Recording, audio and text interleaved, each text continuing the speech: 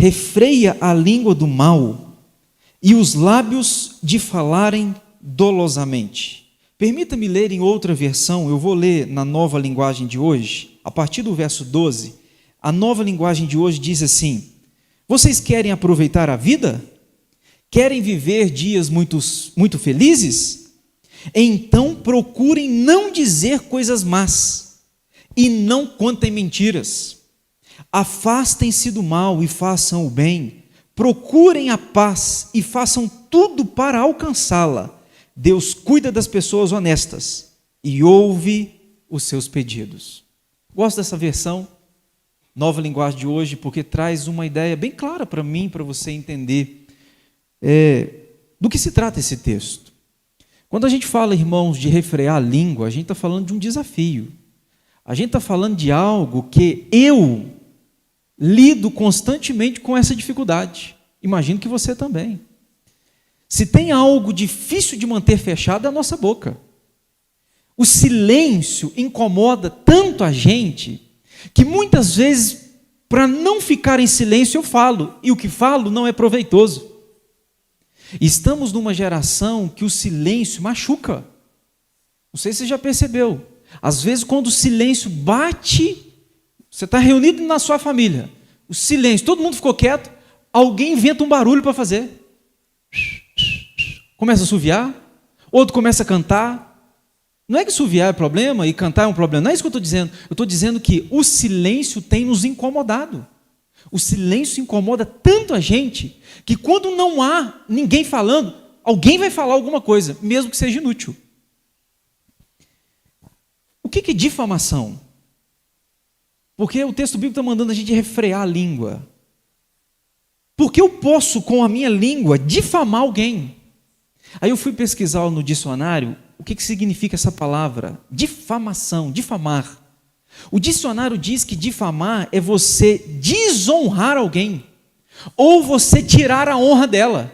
Pois é, alguém está aqui. Quando eu o difamo, eu o desonro, ou eu retiro a honra dele. E a gente não faz isso? Deixa eu tentar te ilustrar. Aqui tem o fulano, aqui está o fulano, e aqui é você. Você não conhece o fulano, mas eu conheço. Você chega perto de mim e fala assim: pastor Alexandre, o que o senhor me diz a respeito do fulano? Se eu quiser difamar, eu mato ele em você agora. Eu digo: fulano não presta. Fulano é um miserável. Corre dele, é mentiroso, é imprestável, não paga conta. Você nem o conhece, mas eu já o matei no seu coração. Nem querer conhecê-lo você vai. De repente, se eu não dissesse nada, o seu relacionamento com ele seria um relacionamento totalmente diferente do meu. Comigo não foi bom, mas não quer dizer que com você vai ser mal. Também pode ser que com você seja diferente. Difamar é, antes que você saiba da fama dele, eu já o desonro para você, para que você não dê nem a oportunidade dele ter algum contato, algum relacionamento com você. A gente está num mundo de muitas difamações, irmãos, muitas. E poucos são aqueles que difamam tete a tete, olho no olho, poucos que têm coragem para fazê-lo.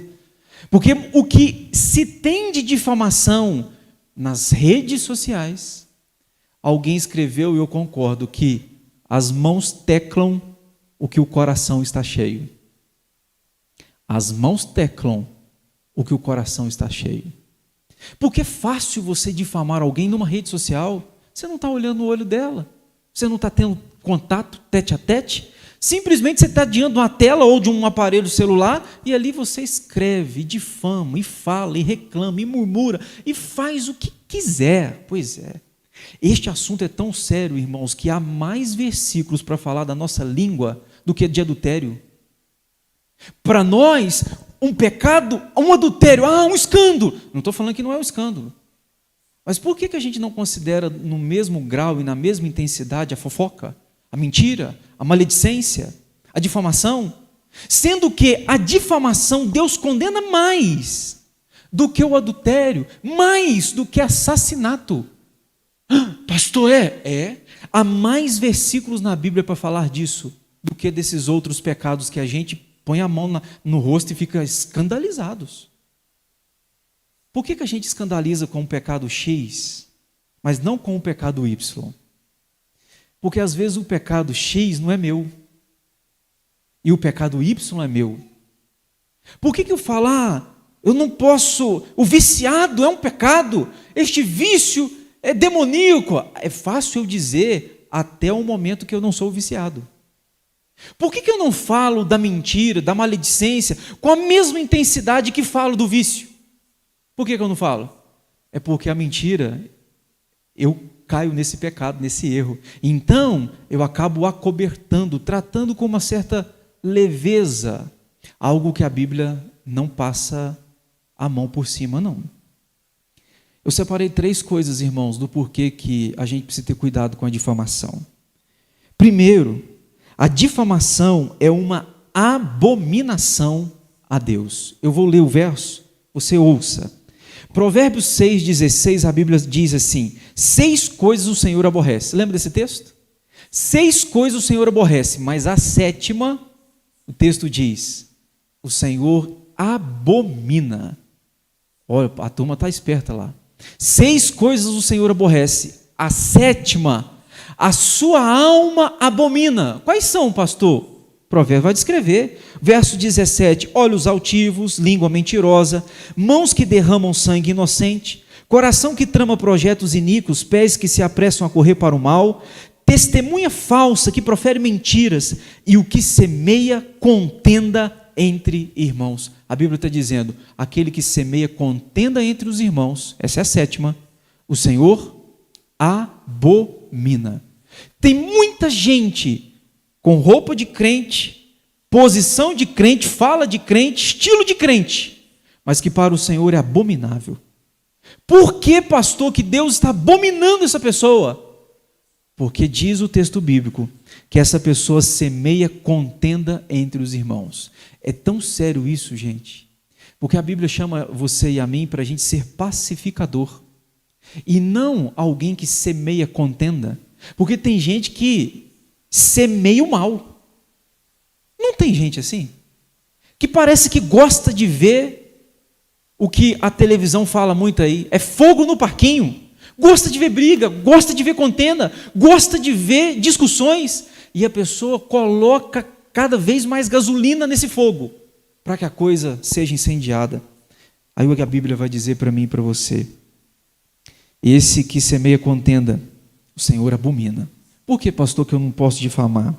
Eu não posso difamar porque é uma abominação diante do nosso Senhor. Segunda verdade, meus irmãos, é que a difamação é algo proibido por Deus. Deus proíbe. A Bíblia diz em Êxodo 23, verso 1, assim: não espalharás notícias falsas, nem darás mão ao ímpio, para seres testemunha maldosa, não seguirás a multidão para fazeres mal, nem deporás numa demanda, inclinando-te para a maioria, para torcer o direito. Gente, veja esse texto de Êxodo 23, olha que texto: não espalharás notícias falsas. A gente está no mundo de fake news, né? Hoje é difícil acreditar no que você vê na internet, inclusive de sites que têm uma certa importância ou um histórico bom, porque até mesmo sites de histórico bom, importância ao longo do tempo, estão se corrompendo e muitas notícias são tendenciosas, é assim que fala? Esqueci a palavra. A notícia tem um viés por detrás, tem um interesse por detrás. O interesse não é falar a verdade, o interesse é manipular quem está vendo ou ouvindo esta notícia. E o que tem de notícias, ou que são mentirosas, ou que estão tentando levar você a acreditar em determinadas coisas por um interesse. Só para tentar te ilustrar, meio que geral, em 2014 eu comecei a estudar sobre esse negócio de comprar ações, vender ações. Muito difícil esse ambiente, Comecei a aprender o que eu podia aprender. Eu lembro que teve um ano que a Petrobras saiu no Jornal Nacional assim: a Petrobras alcançou em 6 meses a marca de 6 bilhões de lucro. Quando você vê uma empresa que diz em rede nacional, alcançou 6 bilhões em lucro, para quem tem dinheiro e investe nisso, o que você pensa? A empresa está crescendo, eu vou investir também, correto? Era falso, uma notícia fake. Era por quê? Porque tinha um grande gente por detrás querendo vender ações. Então, para quem quer vender muito, precisa de ter gente querendo comprar. Então, jogaram essa notícia mentirosa para você ir lá comprar, para os grandes ir lá vender para você e você cair numa furada. Pois é. O que eu estou ilustrando para você existem notícias que são mentirosas e notícias que são tendenciosas. Elas querem levar você a acreditar em algo, porque por detrás existe um interesse. Aí a Bíblia vai dizer em Êxodo 23 que a gente não pode espalhar falsa notícia. Por que eu não devo difamar? Porque é algo que Deus proíbe e Deus trata com seriedade. Terceira e última verdade que eu quero pensar com você, essa primeira parte. Por que a difamação é uma desonra ao Senhor? Terceiro, a difamação é algo que Deus pune. Eu disse introdutoriamente no início que talvez a sua vida pode estar travada por causa da falta de controle da língua. E eu vou mostrar isso agora para você. Aquele que não consegue refrear a língua, Deus se coloca como opositor dele. Deus se coloca como alguém contrário a ele. Pois é, você lembra que Paulo falou lá em Romanos, se Deus é por nós, quem será contra nós? Coisa boa, se ele está a favor de mim, pode ter o mundo, o diabo, pode ter todas as coisas contrárias a mim, mas ele está a meu favor, estou bem. Agora, se Deus estiver contra mim, eu posso ter o mundo a meu favor, o diabo a meu favor, tudo a meu favor, mas Deus contra mim, eu estou quebrado. É o resultado de quem difama. Só para você entender, Salmo 101, verso 5, a Bíblia diz assim: ao que as ocultas calunia o próximo, a esse destruirei. Olha o Salmo 101, verso 5. Ao que as ocultas calunia o próximo, a esse destruirei. O que tem olhar altivo e coração soberbo, não o suportarei. Gente, esse versículo é forte demais. Deus está dizendo o seguinte: aquele que difama, aquele que calunia o irmão, Deus está falando, eu vou destruir você. Deus se coloca contrário a nós. Parece que isso incomoda tanto o nosso Senhor. Se incomoda mais o Senhor do que outros pecados que a gente fica tão assustados. Um escritor antigo disse assim, Thomas Watson, ele disse assim: como Cristo pode estar no coração quando o diabo tomou posse da língua de uma pessoa? Thomas Watson diz o seguinte: há uma contradição. Se Cristo está no meu coração, o que vai sair dos meus lábios tem sintonia e acordo com o que está no meu coração. Aí Thomas Watson vai refletir e ele diz o seguinte: é contraditório. Muita gente diz ter Cristo no coração, mas o que sai dos seus lábios parece que é o diabo que está dominando.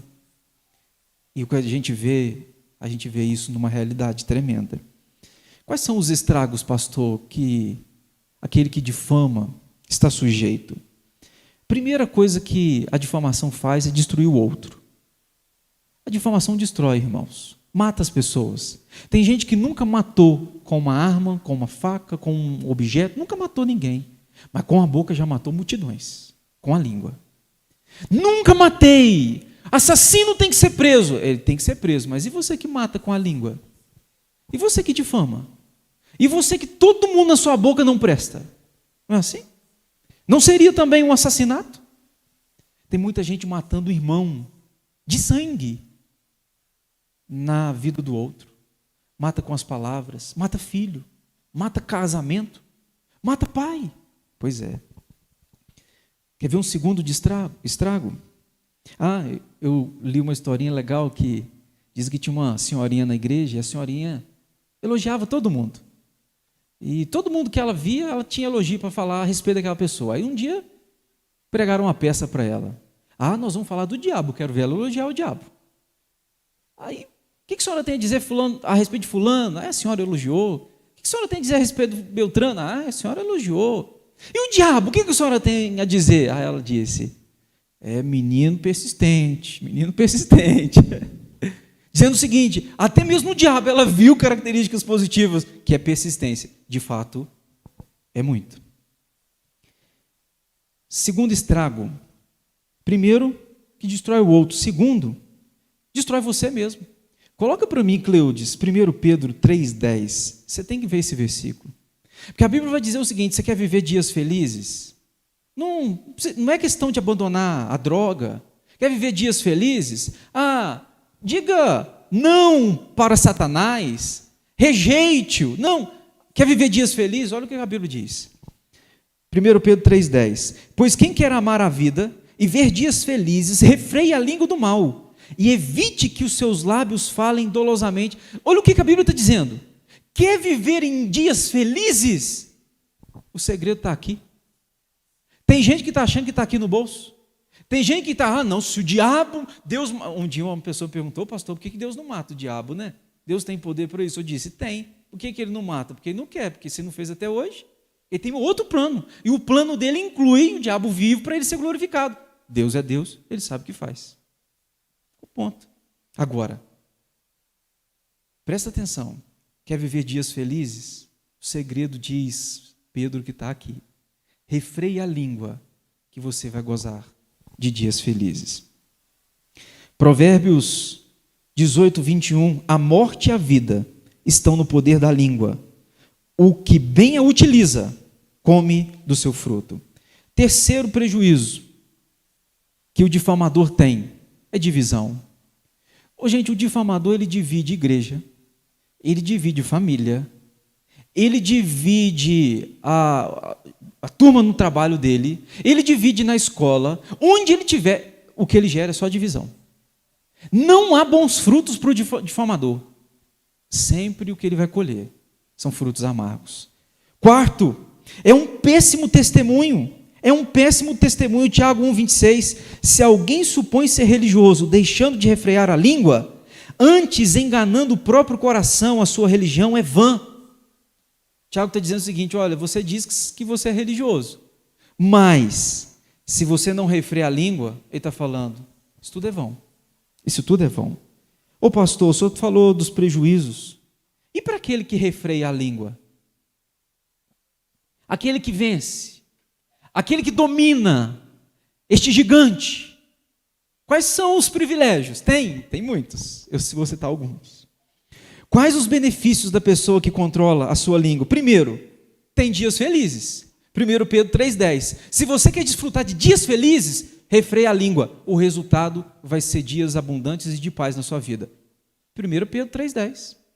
Segundo benefício, você será conhecido como uma pessoa prudente e sensata. Provérbios 10:19. No muito falar não falta transgressão, mas o que modera os lábios é prudente. Todos nós temos gente na família que ouve mais e fala menos. Temos ou não temos? Na família da gente. Temos o contrário também. Fala demais e ouve pouco. Mas esses que eu quero chamar a sua atenção, esses que ouvem mais e fala menos, você, quando ele fala, você escuta ele ou ela. Esses que falam pouco, mas escutam, na hora que abre a boca, você olha e fala assim, deixa eu ouvir, porque vai sair coisa boa. Vai sair coisa boa. Tem gente que fala tanto, e quanto mais fala, menos ouvido é. O que vai fazer essa pessoa? A falar mais, para buscar ser ouvido. E por falar muito, menos ouvido é um ciclo. Por isso que quem fala muito, difícil é só o Espírito Santo para refrear, só o Espírito Santo para dominar.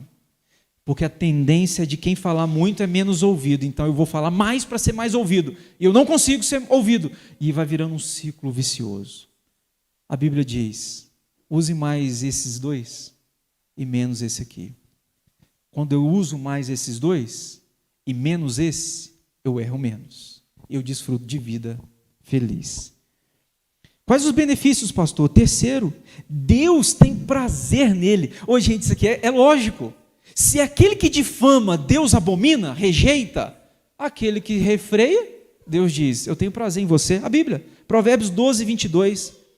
Os lábios mentirosos são abomináveis ao Senhor, mas os que agem fielmente são o seu prazer.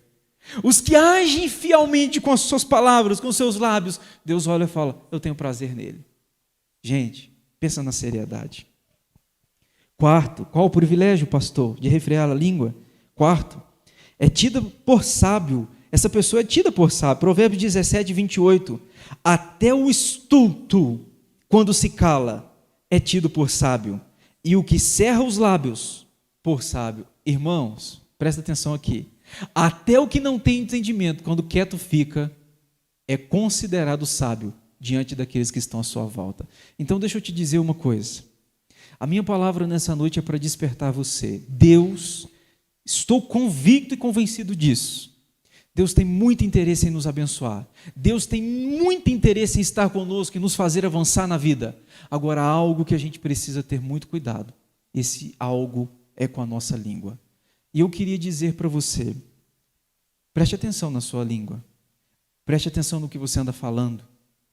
Preste atenção no que você fala, as ocultas. Quando você não tem auditório, diante você está de alguém que você confia, e você, cuidado com os momentos de almoço em família, que você senta diante da sua família e de repente a boca começa a andar por caminhos, falando de pessoas, situações.